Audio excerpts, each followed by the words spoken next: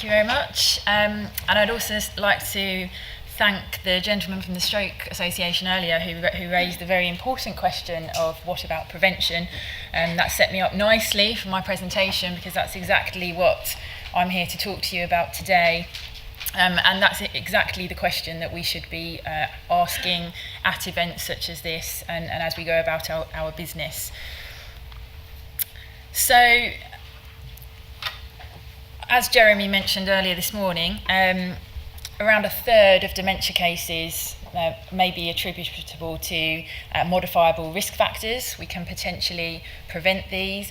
And the messages are the same for many of the other health conditions that we're already aware of.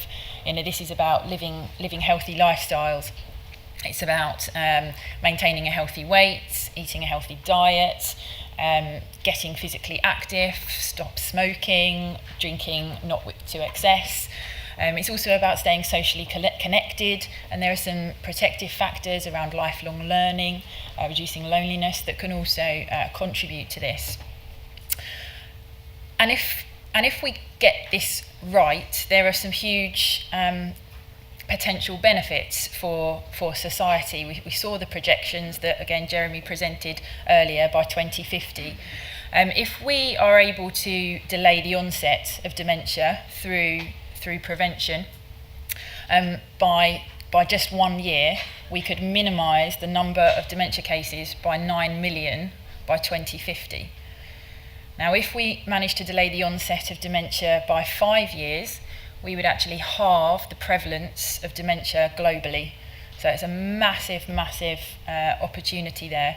And by risk reduction, we're not just talking about reducing the onset of dementia, but we're also talking about the potential to delay the progression of dementia. We know it's a lifelong condition, and there is opportunity to delay that progression as we go through. And as we stand here currently today, there is no cure for dementia. We know we're an ageing population. Age is sadly the greatest risk factor for dementia, and therefore risk reduction and prevention is absolutely paramount for action here and now today. Sadly though, public awareness of this is really quite low.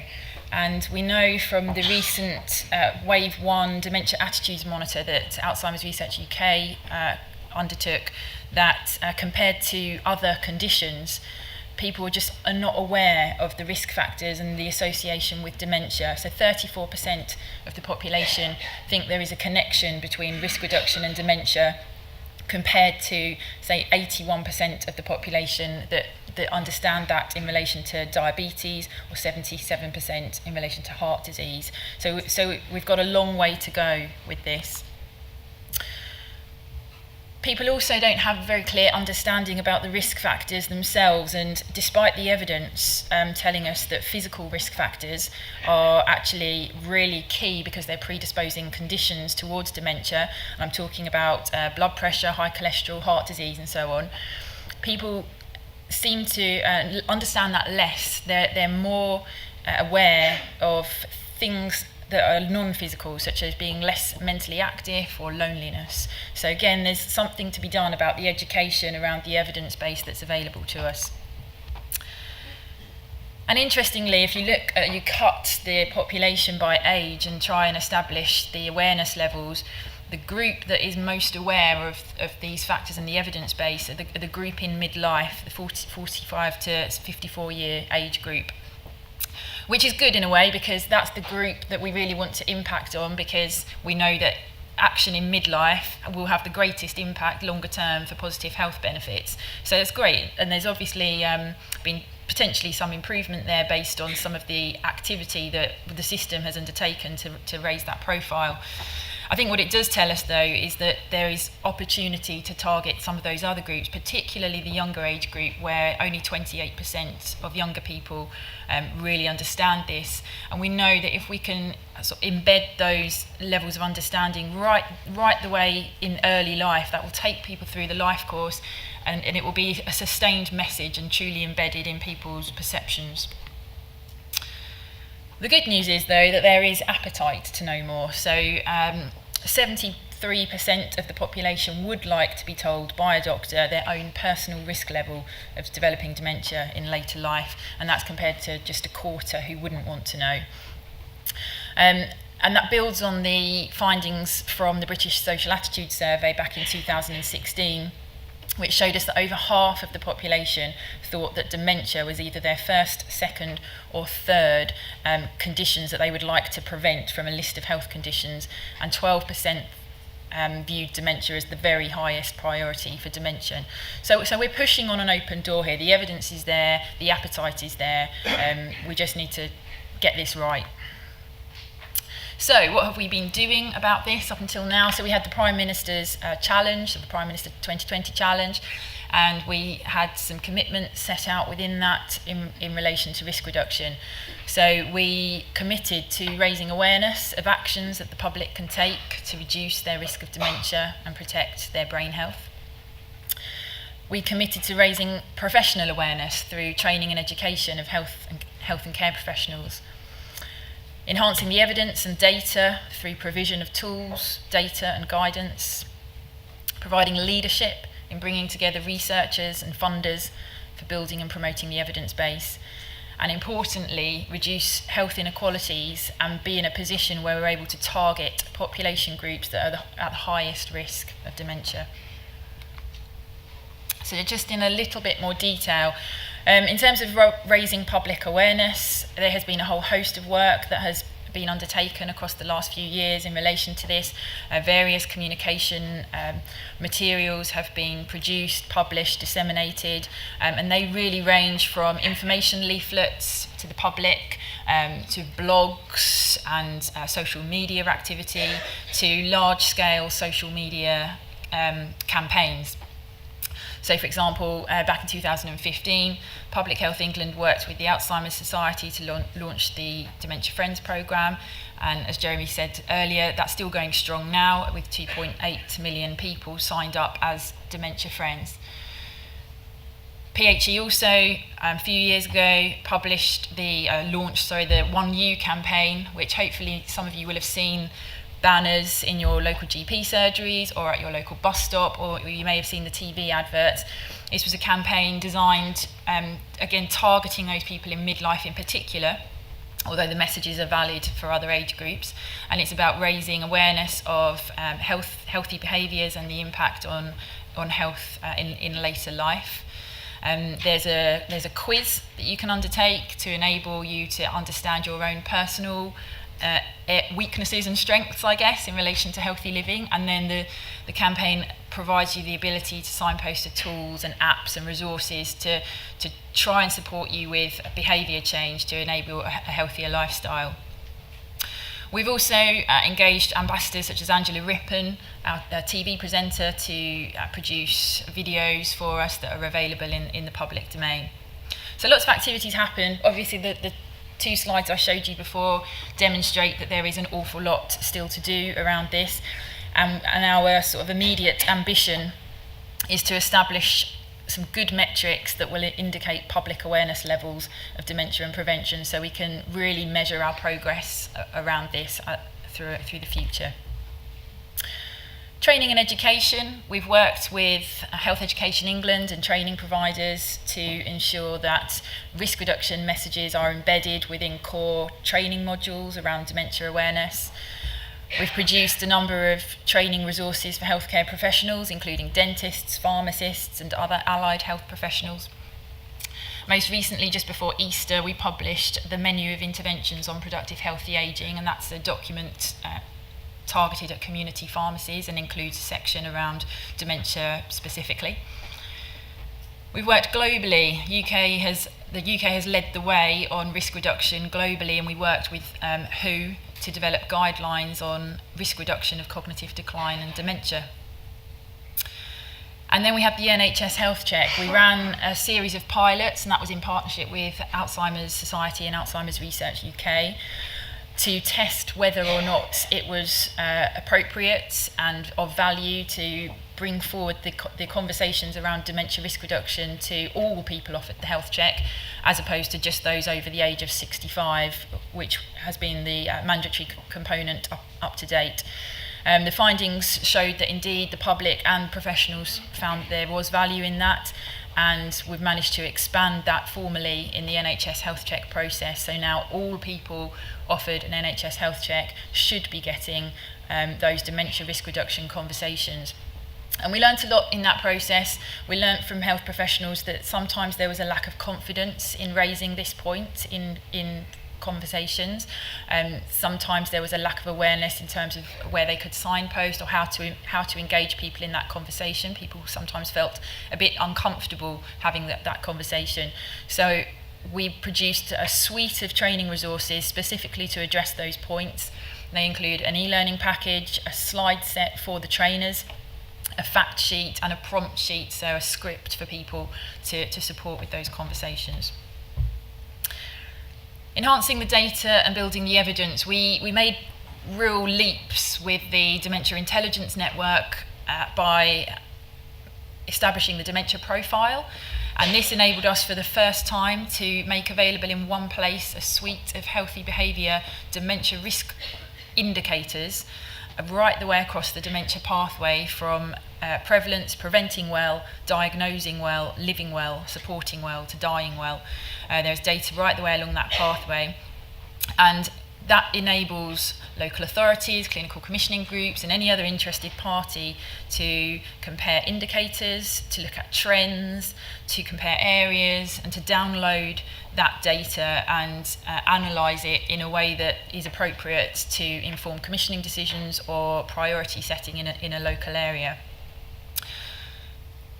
What we'd like to be able to do to continue to grow that, it's ever growing and being refreshed, and we're specifically looking at data and metrics now to evaluate meaningful care and data relating to carers. We also established an academic subgroup which provides leadership in bringing researchers together. That subgroup is comprised of academics. They provide academic rigour to the programme, and they help to drive and shape the research agenda around risk reduction, raising the profile of risk reduction in the research space. And ultimately, we are here to reduce health inequalities, and there are plenty of health inequalities in relation to dementia, and I don't think we've really mentioned them yet today. But women in particular, there are very much women issues around dementia. 62% of people with dementia in the UK are female, compared to just 38% of males. Women, it's the leading cause of death amongst women, and women are also 2.5 times more likely to take on the role of caring for somebody, and they're less likely to feel supported in that role than their male counterparts. And as a result, most carers, or many carers, feel isolated and depressed, which we then know is another predisposing condition to actually getting dementia. So there's a real challenge around women and dementia in particular. Learning disabilities is another inequalities area. So people with Down syndrome in particular are 4 times more likely to get dementia than the general population, and they're also much more likely to get this earlier. So early onset dementia is an issue, and it's disproportionately an issue for those people with learning disabilities. Black and minority ethnic groups are again another group that are particularly at risk. There'll be a 7-fold increase in dementia in BME communities over the next 30 years, compared with a 2-fold increase in the Indigenous white population.